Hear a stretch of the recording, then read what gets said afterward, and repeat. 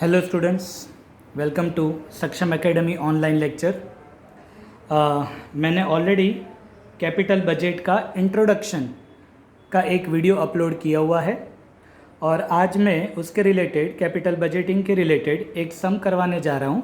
This will be your first sum for capital budgeting. अगर आपके पास सुधीर प्रकाशन है गुजरात यूनिवर्सिटी की बुक, तो उसमें सम नंबर 9 है, पेज नंबर 222। ये जो सम है वो जीएलएस यूनिवर्सिटी में सेमेस्टर 6 में कैपिटल बजट करके एक चैप्टर आता है, उनके लिए भी काम में आएगा। तो this sum is useful for both the university students, Gujarat university student as well as of GLS university students. So if you want to take a screenshot, this is your sum number 9. Take a screenshot of it and then I'm going to start with a sum. It will be for 14 marks in Gujarat University and for 12 marks in GLS University.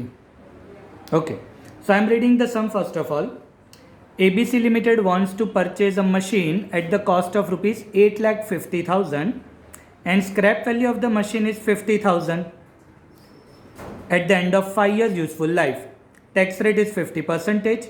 Required rate of return is 12%. The most important line, expected earning before depreciation and tax. I am going to read again. Expected earning before depreciation and tax for the machine are as follows. Year 1, 2, 3, 4, 5. 5 PBDTs are given, 440, 520, 320, 240 and 280. Below that the present value of rupees 1 at the discount rate of 12%. ऊपर देखो required rate of return 12% गया है, इसीलिए 12% का discount rate दिया हुआ है। 0.893, 0.797, 0.712 and 0.636 and 0.567. They have asked for 3 methods, payback period method, ARR and net present value। पर मैं आपको इसी सम में 5 मेथड कराऊंगा, ठीक है। तो 3 मेथड तो जो पूछी है वो भी करवाऊंगा और साथ साथ में दूसरी 2 मेथड भी एक्स्ट्रा करवाऊंगा। ओके, अब ये पहला सम है तो मैं बता दूं मैं किस तरह से सम करवाता हूं। हम स्टेप वाइज जाएंगे। स्टेप वाइज मतलब कुछ इस तरह से, देखते जाइए आप। सबसे पहले आएगा स्टेप 1। स्टेप 1 में हम लिखेंगे टोटल इन्वेस्टमेंट, मतलब ये जो प्रोजेक्ट है उसमें कितने रुपीस का इन्वेस्टमेंट आप कर रहे हो। तो टोटल इन्वेस्टमेंट सबसे पहली लाइन में दिया हुआ है rupees 8,50,000। 8,50,000 is your investment for this project. भाई बच्चों, इसमें और भी चीज़ें ऐड हो सकती है, जैसे मान लीजिए ट्रांसपोर्टेशन दिया हुआ है तो इसमें ऐड होगा, अगर इंस्टॉलेशन लिखा हुआ है तो ऐड होगा, अगर वर्किंग कैपिटल दिया हुआ है तो भी ऐड होगा। आगे जाके ऐसे मैं वीडियोस अपलोड करूंगा जिसमें वो सारे एक्सपेंडिचर भी आएंगे, तो वो आपको स्टेप 1 में ऐड करने हैं। फिर दूसरा स्टेप जो रहेगा वो डेप्रिसिएशन ढूंढने का रहेगा। डेप्रिसिएशन की आप 11th स्टैंडर्ड से फॉर्मूला पढ़ रहे हो, cost minus scrap value, cost minus scrap value divided by life. You can also called it as estimated life, cost minus scrap value divided by life. So cost is our total investment, step number 1, 8,50,000. Scrap value is given in the question in the second line, 50,000, and life is also given in second line, 5 years. So 8,50,000 minus 50,000 divided by 5 years. So your depreciation per annum will be 1,60,000. This depreciation is per annum. So 1,60,000 will be your per annum depreciation. Now the step 3 will be this table. Step 3 will be this calculation of profit. Step 3. अब बच्चों ध्यान से समझ लो, मेरा आप introductory वाला जो भी वीडियो है वो अगर देखोगे तो उसमें मैंने एक्सप्लेन किया है अबाउट दिस टेबल कि भाई टेबल स्टार्ट होता है पीबीडीटी से। पीबीडीटी मतलब है प्रॉफिट बिफोर डेप्री एंड टैक्स। तो यहाँ पे इस क्वेश्चन में पीबीडीटी दिया हुआ है तो हमारा टेबल पीबीडीटी से स्टार्ट होगा। अगर मान लीजिए क्वेश्चन में पीबीटी दिया होता तो हमारा टेबल स्टार्ट होता विथ पीबीटी, मतलब ये 2 कॉलम हम प्रिपेयर नहीं करते। पर यहाँ पे PBDT दिया हुआ है, इसीलिए यहाँ से टेबल स्टार्ट होगा। तो कुछ 10 कॉलम हो रहे हैं। पहला कॉलम है ईयर, दूसरा है PBDT जो क्वेश्चन में दिया हुआ है, उसमें से माइनस करेंगे डेप्री जो हमने अभी आगे ढूंढा, माइनस होके जो आंसर आएगा that will be your PBT, profit before tax, उसमें से टैक्स माइनस करेंगे तो जो आंसर आएगा that will be your profit after tax. यहाँ पे जगह थोड़ी कम है इसलिए मैंने नेक्स्ट कॉलम नीचे बनाया है। अगर आपकी बुक में PAT के बाजू में जगह है तो आपका डेप्रिसिएशन का कॉलम बाजू में ही बनेगा और कंटिन्यूस में ही टेबल रहेगा। अभी 4 कॉलम बाकी थे इसलिए मैंने नीचे बना दिए। तो PAT में आप डेप्री ऐड करना है तो आंसर आएगा cash flow into discounting factor will be your discounted cash flow. तो जानबूझ के ऐसा सम मैंने सिलेक्ट किया है जिसमें PBDT दिया हुआ है, PBDT, जिससे आपको 10 के 10 कॉलम के बारे में पहले ही सम में आइडिया आ जाए। ठीक है, तो PBDT क्वेश्चन में दिया हुआ है वही मैं कॉपी कर रहा हूँ। पहले साल का है 4,40,000, दूसरे साल का है 5,20,000, तीसरे साल का है 3,20,000, 2,40,000 and 2,80,000. This PBDT is given in the question itself. उसमें से हमें बच्चों क्या करना है, माइनस डेप्रीशिएशन। तो डेप्री हमने अभी आगे ढूंढा था 1,60,000 और बाजू में एक और चीज़ लिखी थी पर एनम। पर एनम का मतलब हर साल डेप्रीशिएशन विल बी 1,60,000। तो मैंने छोटी सी बारिश कर दी है, बार बार 160 लिखना ना पड़े इसलिए। ठीक है, तो PBDT में से 160 माइनस करने हैं। तो आंसर जैसे पहले की मैं एक्सप्लेन कर रहा हूँ, 440 minus 160, so that will B 280। In the same way 520 minus 160, that will B 360। 320 minus 160, 160।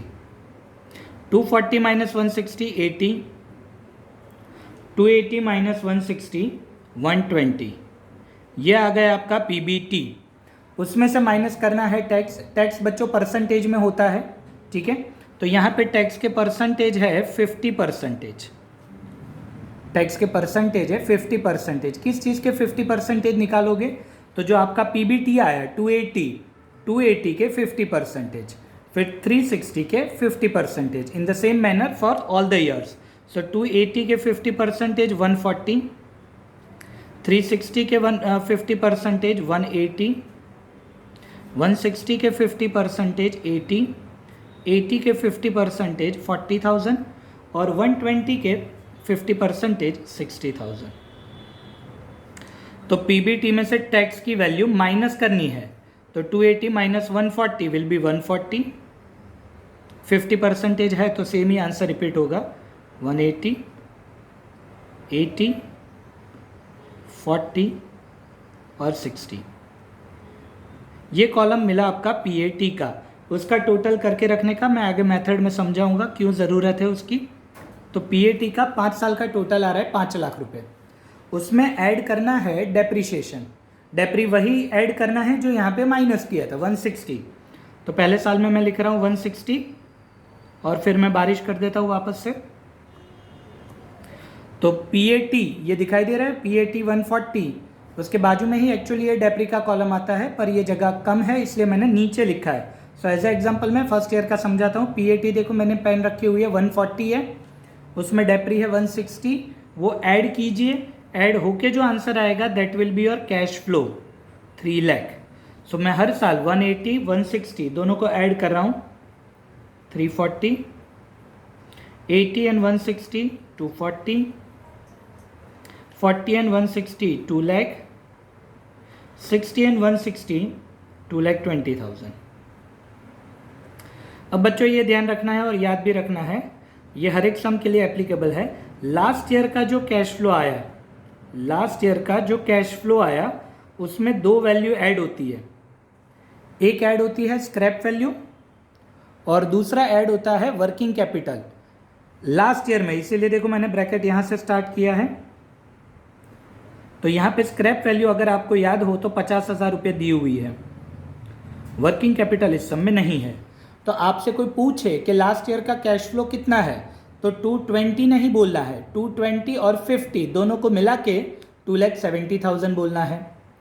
Into करना है डिस्काउंटिंग फैक्टर जो टेबल के नीचे दिए हुए थे 0.893 12% के लिए, ये वैल्यू क्वेश्चन में अवेलेबल होती है 0.797, 0.712, 0.636 एंड 0.567।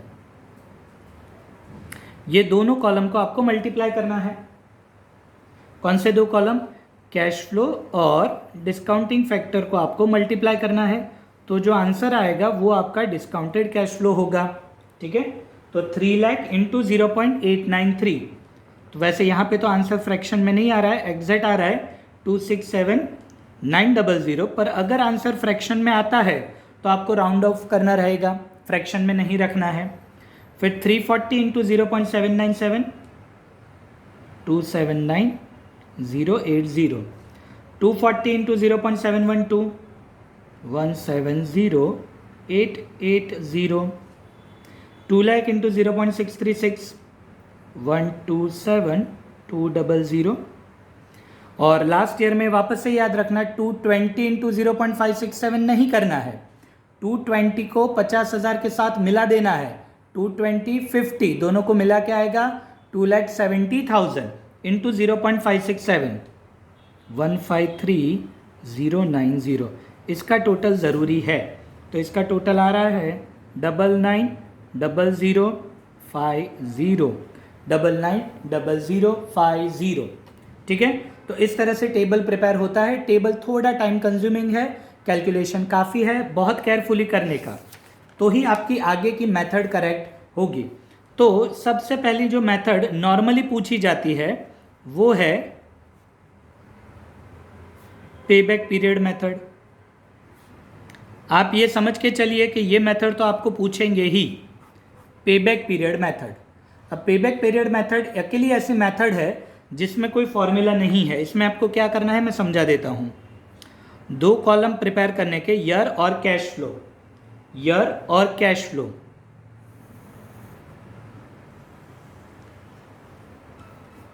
ठीक है, अब ध्यान से समझिए किस तरह से करना है। मुझे बताइए आपका टोटल इन्वेस्टमेंट कितना था जो आपने फर्स्ट स्टेप में लिखा था? टोटल इन्वेस्टमेंट था आपका 8,50,000। तो बेसिकली इस मेथड में आपको ढूंढना है कि 8,50,000 जो आपने इन्वेस्ट किए हैं वो कितने ईयर्स में वापस आएंगे। आपको टाइम पीरियड ढूंढना है, और वो टाइम पीरियड के लिए आपको कंपलसरी कैश फ्लो वाला कॉलम देखना है। वापस से मैं पेज घुमाता हूं, ये वाला कैश फ्लो, मेरी फिंगर दिखाई दे रही है आपको, ये रहा कैश फ्लो। तो ये कैश फ्लो कंसीडर करके आपको टाइम पीरियड ढूंढना है। तो चलिए, पहले साल में कैश फ्लो आया था 3 लाख। ध्यान रखना है 850 ना हो जाए तब तक लिखते जाना है, क्योंकि इन्वेस्टमेंट आपका 8,50,000 है। दूसरे साल में कैश फ्लो था 3,40,000। तीसरे साल में कैश फ्लो था, पहले साल का 3 लाख, दूसरे साल का 3,40,000, तीसरे साल का था 2,40,000। अगर आप इसमें 3 लाख 3,40 और 2,40 लिखोगे, 2,40,000 लिखोगे, तो आपके 8,50,000 क्रॉस हो जाएंगे। तो आपको 8,50,000 के लिए कितनी अमाउंट की ज़रूरत है? आपके 8,50,000 के लिए कितनी अमाउंट की ज़रूरत है? 3 लाख हो गया, 3,40 हो गया, तो बाकी बचा 2,10,000 जो आपको थर्ड ईयर में ज़रूरत है। अगर आप 2,40,000 लिखते तो 850 will be crossed. So basically deficit amount you required in the third year is only 2,10,000 to make it 8,50,000। तो अब आप समझ लो आंसर किस तरह से लिखना है। देखिए कितने ईयर्स कंप्लीट हो चुके हैं। First year completed, second year completed, third year में हमें डेफिसिट वैल्यू मिली है, तो आपको आंसर लिखना है 2 ईयर्स प्लस थर्ड ईयर में वैल्यू की कितनी जरूरत थी? 2,10,000 आउट ऑफ थर्ड ईयर का कैश फ्लो था कितना? मैं पेन घुमा रहा हूं, 2,40,000। तो 2 साल कंप्लीट हो चुके हैं, थर्ड ईयर में 210 की जरूरत है out of total cash flow of 2,40,000। तो ये 2 तो एज इट इज ही रहेंगे, plus 210 divided by 240 will be 0.875. So basically your answer is 2.875 years. Almost 2.25 साल में आपके 8,50,000 रिकवर हो रहे हैं, ऐसा आप कह सकते हैं। ठीक है, this is the only method in which there is no formula. So ये कैलकुलेशन आपको थोड़ा बहुत समझ के करना पड़ता है। ठीक है, बाकी सारी मेथड फॉर्मूला बेस्ड है। अगर आपको फर्स्ट मेथड का स्क्रीनशॉट लेना है तो स्क्रीन पे क्लियरली विजिबल है, you can take a screenshot of first method. Okay, second method is net present value method, short में उसको एनपीवी भी बोलते हैं। बहुत सिंपल फॉर्मूला है उसकी। फॉर्मूला है total discounted cash flow minus total investment. Total discounted cash flow minus total investment. वापस से मैं आगे टेबल में जाता हूं। डिस्काउंटेड कैश फ्लो ये रहा, उसका टोटल 990050 990050 माइनस टोटल इन्वेस्टमेंट, तो पूरे सम में एक ही रहेगा 8,50,000। यह आंसर प्लस में भी आ सकता है, माइनस में भी आ सकता है। वैसे यहां पे आंसर प्लस में आ रहा है 140050। ठीक है, तीसरी मेथड जो अंदर नहीं पूछी है, मैं करवा रहा हूं, प्रॉफिटेबिलिटी इंडेक्स मेथड। क्योंकि आपको तो क्वेश्चन में पूछते ही है, भले इस सम में ना हो, तो मुझे कम सम अपलोड करने हैं, कम सम में मैं सारी चीज़ें समझाना चाहता हूं, इसीलिए मैं ये मेथड एक्स्ट्रा करवा रहा हूं। प्रॉफिटेबिलिटी इंडेक्स मेथड, उसमें वही फॉर्मूला है जो आगे थी। आगे जो टोटल डिस्काउंटेड माइनस था, उसके बदले आपको सिर्फ डिवाइड करना है। मतलब कुछ इस तरह से, total discounted cash flow divided by total investment. तो आगे जो वैल्यू हमने यूज की है वही वैल्यू यूज करनी है, 990050 divided by total investment is 8,50,000। तो वही फॉर्मूला थी जो आगे थी, पर सिर्फ माइनस के बदले डिवाइड करना है। तो 990050 divided by 8,15,000, the answer will be 1.16। चलो, फोर्थ मेथड जो अंदर पूछी है, average rate of return, short में उसको ARR भी कहा जाता है, average rate of return. Formula वैसे बहुत सिंपल है और सारे कैलकुलेशन आपके पास ऑलरेडी रेडीली अवेलेबल ही है। फॉर्मूला कुछ इस तरह से है, average income divided by average investment into 100। Average income divided by average investment into 100। पर सवाल ये है एवरेज इनकम कैसे ढूंढे, तो थोड़ी लाइन लेफ्ट आउट करके लिख रहे हैं, average income is equal to total PAT divided by number of years. What is the full form of PAT? PAT मतलब प्रॉफिट आफ्टर टैक्स। तो याद हो तो मैंने आगे टोटल करवाया था, PAT का टोटल था, आगे आप टेबल में देखोगे तो PAT का टोटल था 5 लाख रुपए। So 5 lakh divided by number of years are 5, so it will be 1 lakh. Average income is 1 lakh, so you can put it here 1 lakh. पर डिवाइडेड बाय आपको एवरेज इन्वेस्टमेंट भी करना है। तो एवरेज इन्वेस्टमेंट की क्या फॉर्मूला है? तो एवरेज इन्वेस्टमेंट की फॉर्मूला है, जो इंट्रोडक्शन वाला मेरा लेक्चर है, वीडियो है, उसमें ये सारी फॉर्मूला भी मैंने समझाई हुई है। तो एवरेज इन्वेस्टमेंट की फॉर्मूला है cost plus scrap value divided by 2। Cost plus scrap value divided by 2। तो कॉस्ट थी 8,50,000, इन्वेस्टमेंट मतलब कॉस्ट, स्क्रैप वैल्यू थी 50,000 divided by 2। So 9 lakh divided by 2, so basically it will be 4,50,000। सो यहाँ पे हम लिखेंगे 1 lakh divided by average investment is 4,50,000 into 100। So into 100 है, इसीलिए आंसर परसेंटेज में आएगा 22.22%। 4 time 2 in between their is a dot 22.22%। ये मेथड क्वेश्चन में पूछी हुई थी। और फिफ्थ और आखिरी मेथड है जो मैं सिखाना चाहता हूँ, और नॉर्मली एग्जाम में पांचों मेथड का कंबाइंड सम ही आता है, वो है rate of return on original investment. देखो आगे जो था वो rate of return on average investment था, ये वाली मेथड। यहाँ पे क्या कह रहे हैं, rate of return on original investment. ये मैं एक्स्ट्रा करवा रहा हूँ, क्वेश्चन में नहीं है पर मेथड है, पूछी जाती है। तो फॉर्मूला है average income divided by original investment into 100। तो एवरेज इनकम हम ऑलरेडी आगे ढूंढ चुके हैं, वापस से रिक्वायर्ड नहीं है ढूंढने की। Average income is 1 lakh